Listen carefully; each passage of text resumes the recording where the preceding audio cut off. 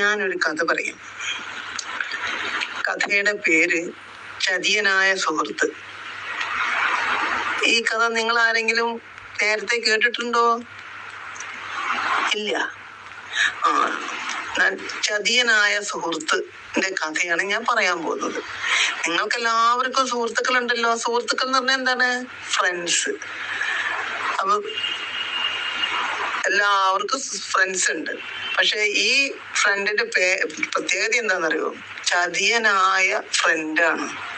ചതിച്ചു ആരെ? അവന്റെ ഫ്രണ്ടിനെ. ആ ചതിയനായ ഫ്രണ്ടിന്റെ കഥയാണ് പറയാൻ പോകുന്നത്. ആ ഫ്രണ്ടിനെ ചതിച്ചപ്പോൾ അയാൾക്ക് എന്താണ് സംഭവിച്ചത് നമുക്ക് കാണാം. ഈ കഥയിൽ 3 കഥാപാത്രങ്ങളുള്ളത്. 1 കഴുത, 2 കുറുക്കൻ, 3 സിംഹം. ഈ 3 കഥാപാത്രങ്ങളാണ് ഈ കഥയിലുള്ളത്. അതില് സുഹൃത്തുക്കൾ ആരാന്നറിയോ? കുറുക്കനും കഴുതയും. ഇവർ രണ്ടുപേരും വലിയ സുഹൃത്തുക്കളാണ്. രണ്ടുപേരും ഒരുമിച്ചാണ് നടക്കുക. ഒരുമിച്ച് നടന്ന് ഓരോ വർത്തമാനങ്ങൾ പറയും. കഴുത കഴുതയുടെ വിശേഷങ്ങൾ പറയും, കുറുക്കൻ കുറുക്കന്റെ വിശേഷങ്ങൾ പറയും. അങ്ങനെ ഒരുമിച്ച് ഭക്ഷണം അന്വേഷിച്ചു പോവും. അങ്ങനെയൊക്കെ ഒരുമിച്ചാണ് എപ്പോഴും നടക്കുക. അങ്ങനെ ഒരു ദിവസം ഈ കുറുക്കനും കഴുതയും ഒരുമിച്ച് ഭക്ഷണം അന്വേഷിച്ച് നടന്നു പോവായിരുന്നു.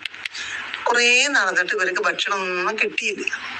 അങ്ങനെ നടന്നു പോകുമ്പോ കുറുക്കൻ കുറെ ദൂരെ കുറ്റിക്കാട്ടില് ഒളിഞ്ഞു നിന്ന് ഇവരെ നോക്കി നിൽക്കുന്ന കുറുക്കൻ ഒരു സിംഹത്തിനെ കണ്ടു.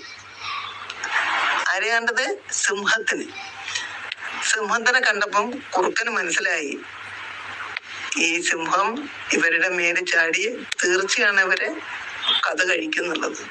അപ്പൊ കുറുക്കൻ എന്ത് ചെയ്തു? കുറുക്കൻ സൂത്രക്കാരനല്ലേ.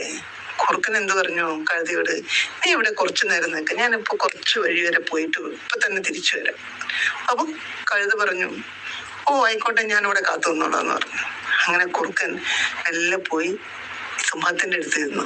സിംഹത്തിനോട് പറഞ്ഞു, അല്ല രാജാവേ, നിങ്ങൾ വല്ലാതെ ക്ഷീണിച്ചിട്ടുണ്ടല്ലോ, വല്ലാതെ വിശക്കുന്നുണ്ടല്ലേ. എന്നാൽ ഞാൻ ഒരു കഴുതയെ കൊണ്ടുവന്നിട്ടുണ്ട്. അതിന് ഞാൻ ഇപ്പം ഭക്ഷിക്കാനുള്ള ഏർപ്പാട് ചെയ്തു തരാം. സിംഹത്തിന് ഇത് കേട്ട താമസിക്ക് എന്തൊരു സന്തോഷം. കഴുതയോ? അപ്പൊ വയറ് നിറയെ തിന്നാനുണ്ടല്ലോ കഴുത. അപ്പൊ സിംഹത്തിന് നല്ല സന്തോഷായി. എവിടെയാണ്? അതാ വഴിയിൽ നിൽക്കുന്നുണ്ട്. ആ കഴുതയെ ഞാൻ ഒരു കുഴിയിൽ ചാടിച്ചു തരാൻ. ചാടിച്ചതിന് ശേഷം ഞാൻ ഇവിടെ വന്ന് പറയാം, പോരെ? ഓ സമ്മതം. അങ്ങനെ കുറുക്കൻ തിരിച്ച് കഴുതയുടെ അടുത്ത് വന്നു. അങ്ങനെ കഴുതയും കുറുക്കനും വീണ്ടും ഒന്നും അറിയാത്ത ഭാവത്തില്, ഈ സിംഹത്തിനോട് ഇത് ചെന്ന് പറഞ്ഞതൊന്നും ഫ്രണ്ടിനോട് പറഞ്ഞിട്ടില്ല.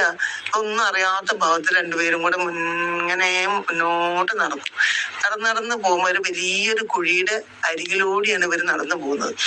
അതിനരികിൽ എത്തിയപ്പം കുറുക്കൻ എന്ത് ചെയ്തു? കഴുതയെ ഒരൊറ്റ തള്ളു കുഴിയിലേക്ക്. കഴുത കുഴിയിൽ വീണു. അയ്യോ എന്ന് പറഞ്ഞ് കഴുത ആ കുഴിയിൽ വീണു.